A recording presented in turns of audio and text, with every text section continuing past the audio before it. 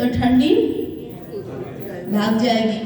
तो सभी लोग दोनों हाथ ऊपर करके जयकारा लगाए, क्योंकि जो ना करे राम गुण गाना, जियो सुदादुर जियो समाना। तुलसीदास जी कहते हैं कि जो राम का गुणगान नहीं करता उसकी जिब्या कैसी होती, मेंढक के समान। जो टर टर करती पर किसी को अच्छी नहीं लगती, ऐसे ही अगर हमारी जिब्या को मेंढक के समान बनाना है तो कोई बात नहीं, लेकिन अगर हम मनुष्य हैं और तो हमें जयकारा लगाना चाहिए। सियावर रामचंद्र भगवान की, वृंदावन बिहारी लाल की, उमापति महादेव की, पवन सुत हनुमान की, सच्चे दरबार की, सत्य सनातन धर्म की। गुरुर् ब्रह्मा गुरुर्विष्णु गुरुर्देवो महेश्वरा, गुरुदेव साक्षात् परब्रह्म, तस्मै श्री गुरुवे नमः। वन्दे बोधमयं नित्यं गुरुर्शङ्कररूप्यं, यमाश्रितो हि वक्रोऽपि चन्द्र सर्वार्थवन्दते, अखण्डमण्डलाकारं व्याप्तं येन चराचरं, तत्पदं दर्शितं येन तस्मै श्री गुरुवे नमः। श्री गुरु चरण सरोज रज, वंदित में कर जोर, विघ्न मिटे प्रगटे विभो, होय विमल मति मोह। सर्व मंगल मांगल्ये शिवे सर्वार्थ साधिके, शरण्य त्र्यंबके गौरी नारायणी नमस्तुते। दुर्गा दुर्मति दूर करो, मंगल करो सब काज, मन मंदिर उज्ज्वल करो, कृपा कर के आज, कृपा कर के आज। प्रेम से बोलो सद्गुरुदेव महाराज की, आदि शक्ति जगदम्बे मात की, श्यामजी महाराज की।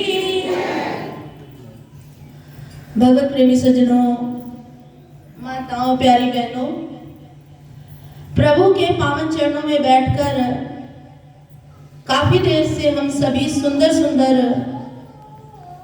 भक्ति भरे वचनों को सुन रहे थे। प्रभु की दया है, कृपा है कि इस स्वार्थ भरे संसार से ऊपर उठकर निस्वार्थ प्रभु परमात्मा की महिमा सुनने का अवसर प्राप्त हो रहा है। और मैं भी थोड़ी देर अपने विचार रखूंगी जैसे प्रभु मति देंगे।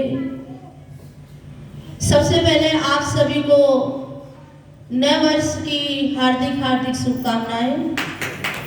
सभी का नया वर्ष सुख समृद्धि के साथ आए और वो अपने जीवन में उस परमात्मा को प्राप्त करके अपने इस मनुष्य जीवन को सफल सार्थक कर सके। तो सबसे पहले एक छोटा सा भजन होगा मालिक के चरणों में, उसके बाद आगे जैसी प्रभु इच्छा होगी वैसे अपने विचार आपके समक्ष में रखेंगे। प्रेम से बोलो सच्चे दरबार की जय। धूल तेरे चरणों की सत्य गुरु चंदन और बनी, धूल तेरे चरणों की सत्य गुरु चंदन और अबीर बनी, जिसने लगाई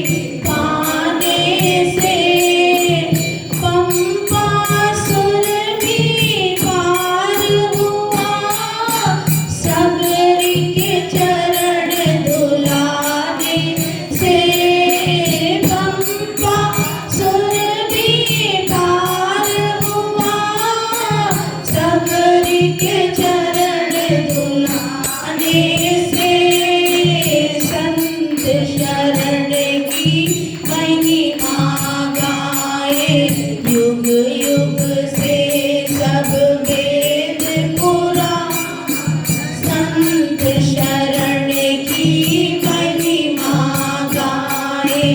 युग युग से सब वेद पुराण काले कौए हंस बने हैं, चरण धूल में करे स्नान। काले कौए चरण धूल में करे स्नान। धूल तेरे चरणों की सतगुरु चंदन और अबीर बनी। धूल तेरे चरणों की सतगुरु चंदन और अबीर बनी। जिसने लगाई निज मस्तक पर उसकी तो तकदीर बनी। धूल तेरे चरणों की सतगुरु चंदन और अबीर बनी। धूल तेरे चरणों की सतगुरु चंदन और अबीर बनी। प्रेम से बोलो सच्चे दरबार की जय। तो कहा धूल तेरे चरणों की सतगुरु चंदन और अबीर बनी। जिसने लगाई निज मस्तक पर उसकी तो तकदीर बनी। कहा कि देखो आज का नव वर्ष शुरुआत हो रहा है, 23 गया, 24 आ रहा है, पर हमारे संत कहते हैं बहुत गई थोड़ी रही, थोड़ी भी अब जाए। और नट कहे नटनी से ताल में भंग ना आए। कि बहुत सारी चली गई है, बहुत हमारा जीवन का समय चला गया। अब आप विचार करें, एक संत कहते हैं वक्त आता वक्त जाता, वक्त को वक्त पे संभाल के रखो और ये वक्त ही वक्त पर काम आता है। अब आप विचार करें कि कौन सा वक्त संभालें, क्योंकि वक्त तो बीता जा रहा है, 23 भी चला गया, 24 आ गया है। लेकिन हमारे मन में एक ये होता है कि भाई 2023 में जो मैंने नहीं किया वो मुझे 2024 में करना है। पर हमारे संतों ने कहा बहुत गई थोड़ी रही, थोड़ी भी अब जाए। एक नट था, राजा के दरबार में कलाबाजियां दिखा रहा था। अर्धरात्रि बीत जाती है, किसी ने उसको उपहार में कुछ नहीं दिया। नटनी का भी जो मन था वो उदास हो जाता कि पूरी रात्रि हो गई पर किसी ने हमारे खेल को देख करके हमें उपहार नहीं दिया। तो नट यही कहता कि बहुत गई थोड़ी रही, अब थोड़ी भी जा रही, ताल में भंग नहीं आना चाहिए। मतलब पूरा जीवन तो हमारा संसार में निकल रहा है, अब थोड़ा बचा है, परमात्मा के नाम का सुमिरन करो। जब ये बात वहां पर बैठे हुए लोगों ने सुनी तो सबसे पहले एक फकीर ने अपना कम्बल दान कर दिया। राजा के दरबार में बैठे थे और राजा ने जैसे ही देखा कि फकीर ने कम्बल दान किया, राजा ने पूछा भाई तुमने ऐसा क्या इसके शो में देख लिया कि तुमने अपना बेशकीमती कम्बल जो तुमने हमेशा अपने साथ रखा वो दान कर दिया, क्या चीज तुम्हें समझ में आई? तो फकीर कहता है कि मैं भगवान के मार्ग पर निकला था, भगवान की प्राप्ति के लिए मैं निकला, मैंने संसार का त्याग कर दिया, लेकिन मेरा मन इस कम्बल, इस ब्लैंकेट में अटक लग गया और मेरा बहुत सारा समय यूं ही बीत गया। लेकिन आज मुझे नट की बात से एक बात याद आ गई कि बहुत तो मेरा जीवन चला गया है, थोड़ा बचा है, अब इसे भगवान के चरणों में लगा दूं, इसलिए मैंने ये कमल को दान कर दिया। अब यही बात सुनकर राजा के बेटे ने अपने गले से 9 लखा हार निकाला और उसने नट को दे दिया। राजा ने अपने बेटे से पूछा, तुमने ऐसा क्या इसके कार्य में देखा और कौन सी बात अच्छी लगी कि तुमने अपना इतना बेशकीमती हार इसको दे दिया? तो उसने कहा, पिताजी आप वृद्ध हो गए, लेकिन आप इस सिंहासन से आपको इतना मोह है कि आप सिंहासन का त्याग नहीं करना चाहते। आप मुझे इस सिंहासन के लायक नहीं समझते, आप पर मेरा ध्यान नहीं है और मुझे अब इस राज्य का राजा बनाना चाहिए था, लेकिन आपको सिंहासन से इतना मोह था तो मैंने राज्य के लोगों से मिलकर आपका आज अंत करना था। लेकिन इस साधु की बात, इस नट की बात जब मैंने सुनी तो मैंने कहा, बहुत तो चली गई पिताजी की, थोड़ी बची है, अब मैं पितृ हत्या से आज मैं बच गया। राजा को ये बात बड़ी समझ में आती है और राजा की जो बेटी थी उसने भी अपना कीमती वस्त्र जो हीरे और मोतियों से जड़ा हुआ था उसने नटनी को दान में दिया और कहा, राजा को जब ये बात सुनता है तो राजा कहता है कि बेटी तुमने इतना कीमती हार, कीमती वस्त्र इस नट और नटनी को दे दिया। पिताजी मेरी शादी की अवस्था हो गई, लेकिन आपने मेरी ओर कोई ध्यान नहीं दिया। आज मैं सेनापति के पुत्र के साथ इस राज्य को छोड़ के भागने वाली थी, लेकिन मैंने जब नट की बात सुनी कि बहुत तो चली गई, थोड़ी बची है, पिता को कभी तो मेरी ओर सुध आएगी और मेरे बारे में भी सोचेंगे, तो मेरा ये कार्य मैंने पोस्टपोन कर दिया, अब मैं ऐसा काम नहीं कर रही। राजा को इस बात से रियलाइज होता है और राजा तुरंत ही निर्णय लेता है और अपने पुत्र को राजगद्दी देकर पुत्री का विवाह करके और परमात्मा के सुमिरन में लग जाता। यही हमारे संत कहते हैं कि हम अपने जीवन में इस संसार में आकर इतने सुखों में डूब जाते कि उस परमात्मा को भूल जाते कि हम संसार में क्यों आए हैं। कहते हैं संसार में आने का मनुष्य का लक्ष्य है उस परमात्मा को प्राप्त करना, लेकिन भूल गए राम नाम, भूल गए पकड़ी और 3 बात याद रही, नून तेल लकड़ी। हम इस संसार में आके उस परमात्मा को भूल जाते और सिर्फ नून तेल लकड़ी के चक्र में ही अपने इस मनुष्य जीवन को व्यर्थ गंवा देते हैं। पर संत कहते हैं कि अब ना बनी तो फिर ना बनेगी और ये मनुष्य तन तुम्हें फिर नहीं मिलेगा। इसीलिए संत बार बार सत्संग के लिए कहते हैं कि बड़े भाग्य पाइए सत्संगा, बिन प्रयास होत भवभंगा। कहते हैं बिन सत्संग विवेक न होई, राम कृपा बिन सुलभ न सोई।